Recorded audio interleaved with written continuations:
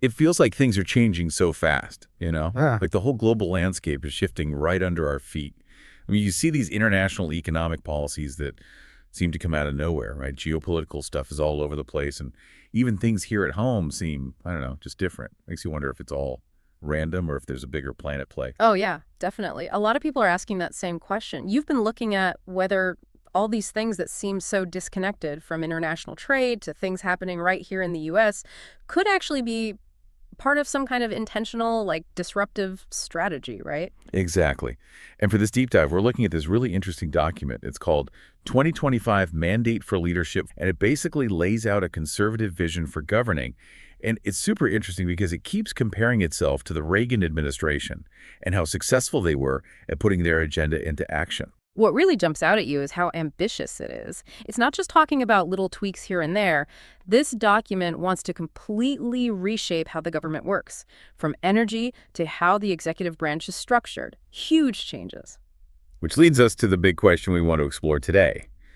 Could all these moves that seem so disruptive actually be on purpose? Like, are they trying to use America's strengths, maybe even the power of the U.S. dollar, though they don't exactly say it that way, to gain an advantage on the world stage and kind of fight back against this idea that America's influence is fading? That's the key idea we want to look at, right? Does this document give us a way to understand these actions, which could seem random, as part of a bigger strategy to, I guess you could say, make America dominant again? So maybe we can start by talking about this idea of dismantling the administrative state. What do they even mean by that?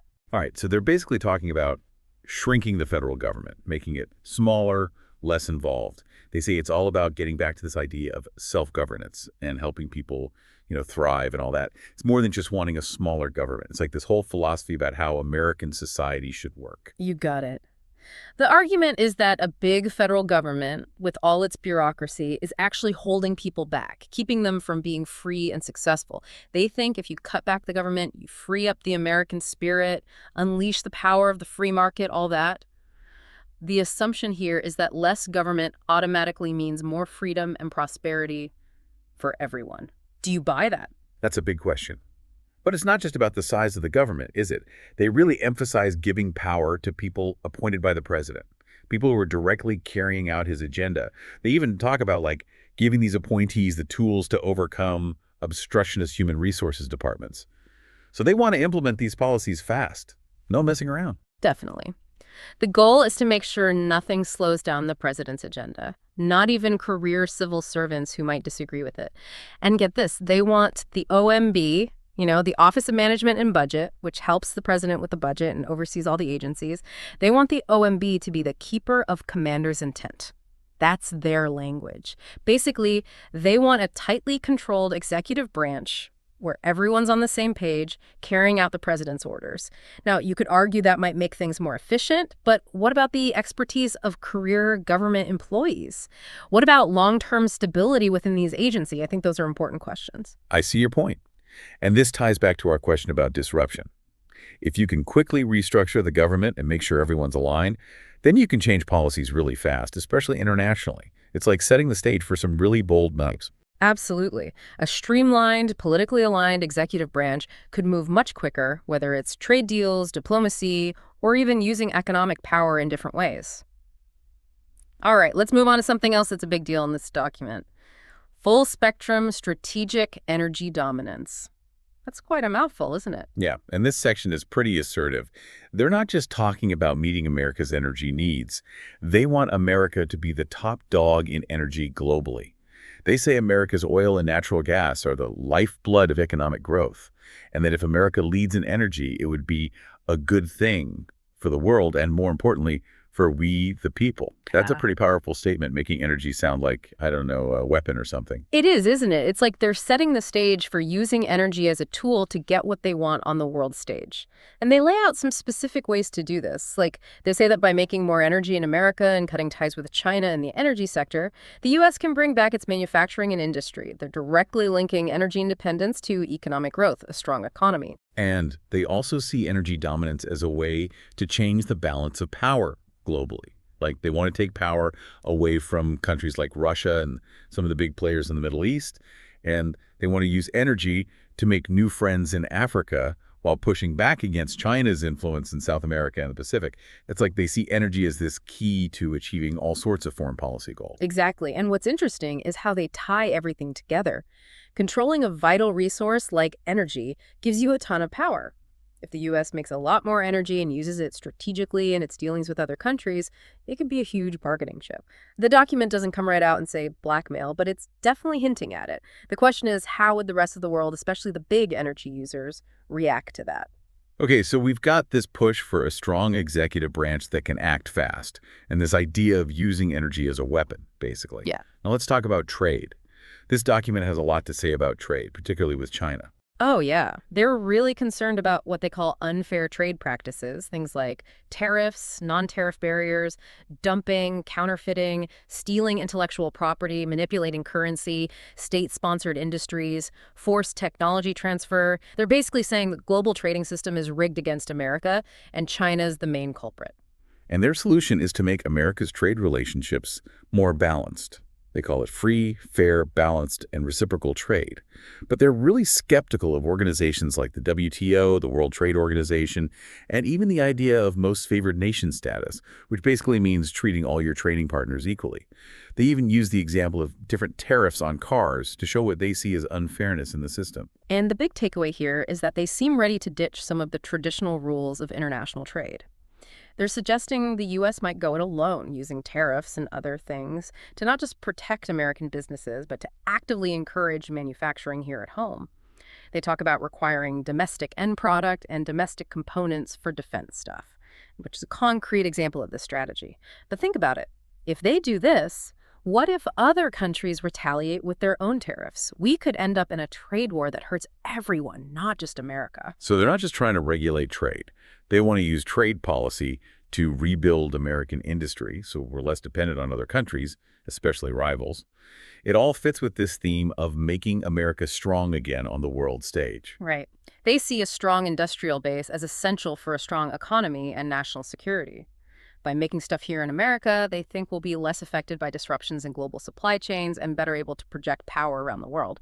Now, let's talk about international agreements and institutions more broadly. They have some interesting ideas there, too. This is another area where they're hinting at a big change. They want to recalibrate how the State Department deals with treaties and agreements. They say they want to restore constitutionality, which basically means they might put the brakes on current negotiations and take a hard look at how they're enforcing treaties that weren't officially approved by the Senate. This definitely sounds like they want to be more independent, less tied down by international rules. They're putting American laws and national sovereignty above everything else, even if it means breaking from international norms, especially if those norms seem to be holding America back. This makes you wonder, though. In a world that's so interconnected, what are the risks of going it alone? Could it push away our allies and even weaken the very systems that have kept things relatively stable? It's a gamble. So if they think the current system of global rules is keeping America from being number one, they seem ready to just ignore those rules or change them to suit America's interests. That's pretty disruptive, wouldn't you say? Absolutely. This could shake things up globally. Other countries might not know what to expect anymore if America is not playing by the same rules. And then there's the domestic side of this strategy. They talk a lot about centralizing power in the executive branch, maybe even weakening the traditional checks and balances. Yeah, they're very clear about wanting to give the president more control over all the different parts of the government. They want people in key positions who are totally on board with the president's vision. And remember, they talk about making sure these appointees can overcome obstructionist HR departments.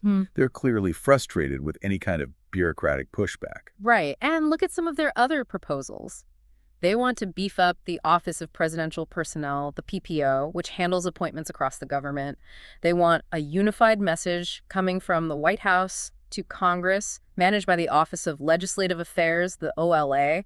It's all about consolidating power in the executive branch. It makes you wonder what would happen to the balance of power between the president, Congress, and the courts if this actually happened. And it goes even deeper. They want to appoint general counsels in every agency who are, and I quote, creative and fearless in challenging existing laws that might stand in the way of the president's agenda. They even suggest taking a second look at and maybe rejecting research and reports from previous administrations, like stuff from the U.S. Global Change Research Program, the U.S. GCRP. It's like They want to pick and choose which science they believe based on their ideology. What does that mean for evidence-based policy? Yeah, that's concerning. And they want to make it easier to hire and fire federal employees, supposedly based on merit. But that could weaken job security for career civil servants and make the government more dependent on people who are loyal to the president, not to the country. They even complain about backlogs at the Merit Systems Protection Board, the MSPB, and the Equal Employment Opportunity Commission, the EEOC. They say this justifies making it easier to fire people. So let's put all this together. We've got this aggressive energy policy, this idea of using tariffs to reshape trade, a more go-it-alone approach to dealing with other countries, and this push to concentrate power in the hands of the president. How does all of this connect to what people are seeing in the world, these seemingly random economic policies, the geopolitical shifts, the changes happening here at home? Well, if you look at it through the lens of this 2025 mandate for leadership, these things that seem random could actually be parts of a bigger intentional strategy. It's a strategy that might be disruptive, but it's definitely not random. It's all about making America the dominant force in the world again. It's like they're saying, look, we've got these strengths and we're going to use them. They don't use words like dollar dominance or blackmail, but it's clear they want to use America's economic and political power to get what they want and stop America's influence from declining. Exactly. They're willing to break the rules, put America first, no matter what, and make sure the president has the power to get things done quickly and efficiently. It's a vision of American leadership that's all about strength and unilateral action. So for our listeners, does looking at this 2025 mandate for leadership give you a new way of understanding what's happening in the world? Does it make these events seem less random and more like pieces of a bigger puzzle? It definitely gives us a framework for thinking about these things in a new way. It does. This document lays out a vision where America becoming the top dog again is the ultimate goal. They see energy and trade as the main tools to achieve that goal, and they want a strong, centralized executive branch to make it all happen. And it's important to remember that this is just one perspective, one way of looking at things. But it definitely shows that there are people who want to change America's role in the world in a pretty dramatic way. And that brings us to a final question for you to think about. What if this disruptive strategy, even if it's supposed to make America stronger, ends up backfiring? What if it actually destabilizes the whole global system, the economy, the relationships between countries? Could trying to make America great again actually make the world a more dangerous and unpredictable place? That's something worth considering.